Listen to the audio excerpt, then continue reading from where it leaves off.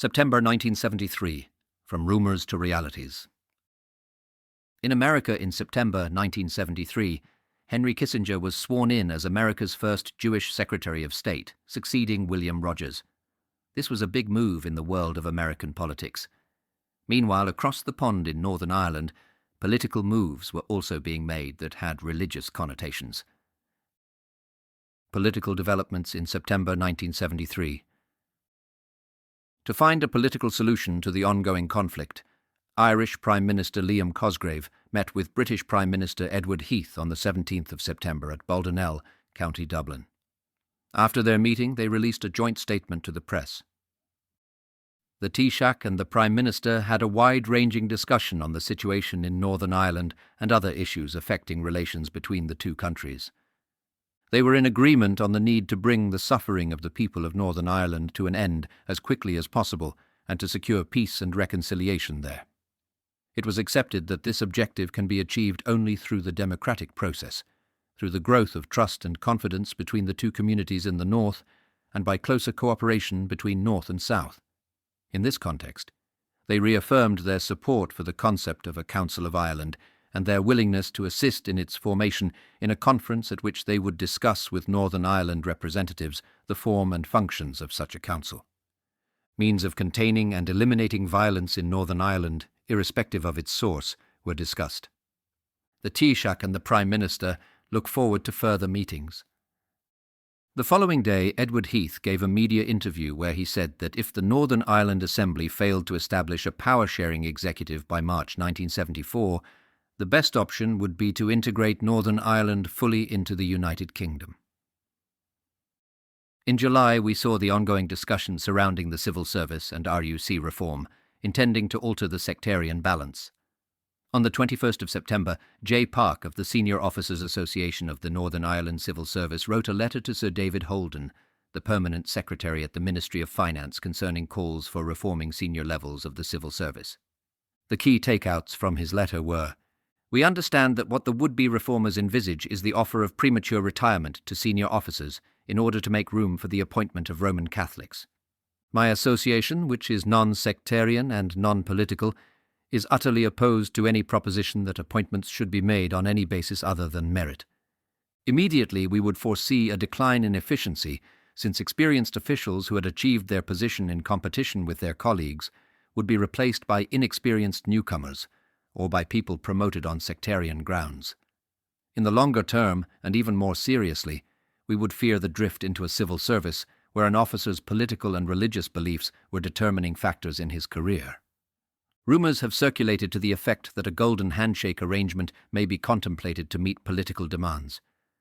I trust you will enable us to assure our members that such rumours are totally without foundation, and that there is no intention at any level within government of introducing a sectarian bias of any description into the appointment and promotion of civil servants."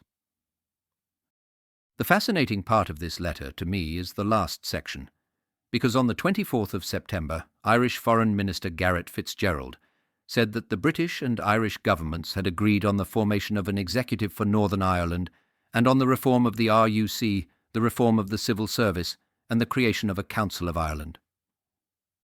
Naturally, Mr. Park didn't appreciate Mr. FitzGerald's announcement, leading to him sending another letter to Sir David Holden. "Since I wrote to you on the 21st of September, further alarm has been generated by the speech made by the Republic's Minister for Foreign Affairs at the United Nations. His remarks implied that the issue of reorganisation of the Northern Ireland Civil Service had been transferred from the position of long-term deposit to the current account. Judging from newspaper and broadcast reports, Mr. FitzGerald is under the impression that an agreement to reorganise has already been reached between the governments of the United Kingdom and the Republic.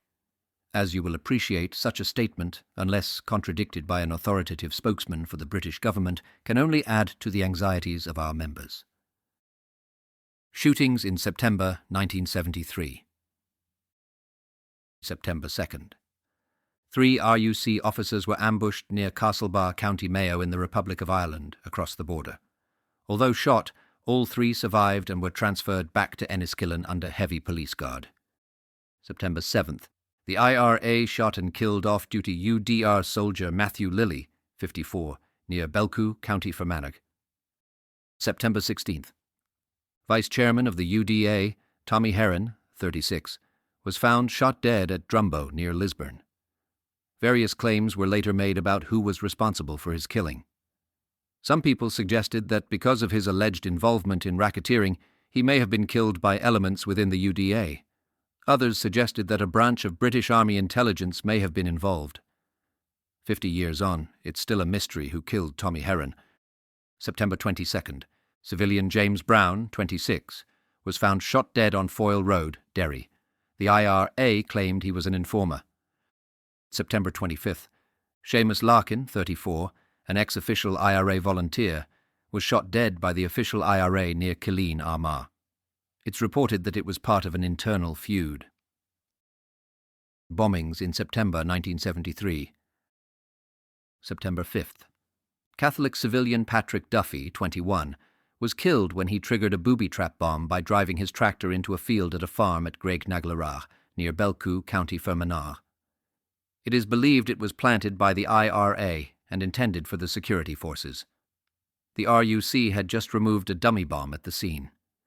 The UFF claimed responsibility for a no-warning car bombing on Springfield Road, Belfast. The bomb was spotted and the area was evacuated. A bakery and 15 houses were damaged. September 8th. An IRA bomb exploded at the ticket office in Victoria Station, London, injuring 5 people. September 10th. There were 2 bomb attacks at train stations in London. The attacks were carried out by the IRA. At 1 p.m., a small bomb exploded at King's Cross Railway Station, London. At 1:05 p.m., the Press Association received a phone call warning of a bomb at Euston Railway Station. At 1:15 p.m., another small bomb, estimated at 2 to 5 pounds of explosives, exploded outside the rail bar at Euston Station, London. There were no deaths, but 12 people were injured in the blast. This was the second wave of bombing attacks launched by the IRA in England in 1973, after the Old Bailey car bombing earlier in the year, which had killed 1 and injured around 200 civilians. September 11th. The UFF claimed responsibility for a no-warning bomb, which badly damaged a Catholic church at Hollywood Road in East Belfast. 2 police officers were injured when an IRA bomb exploded at the offices of the Royal Naval Association in London. A woman collapsed and died during an evacuation following a hoax bomb alert at Euston Station, London. September 17th. British Army bomb disposal expert Ronald Wilkinson, 30, was wounded attempting to defuse an IRA bomb which had been planted in Birmingham, England. He died on the 23rd of September 1973. Another IRA bomb was discovered at a household cavalry camp in Surrey. The UFF claimed responsibility for bombing 4 Catholic schools in Belfast over a 24-hour period. Shortly afterwards, British soldiers were sent to guard all Catholic schools in Belfast. All the blasts were said by the British Army to be a new campaign against Catholic churches, schools and bars. September 20th. 5 people were injured when an IRA bomb exploded at the headquarters of the Duke of York in London. September 28th. A car bomb exploded outside a grocery shop and house in Pettigo, County Donegal, in the Republic of Ireland. No warning was given, and several people were injured. It is believed that loyalists associated with the UVF were to blame, and a Garda report suggested that British soldiers may have been involved. The bomb exploded just yards across the border.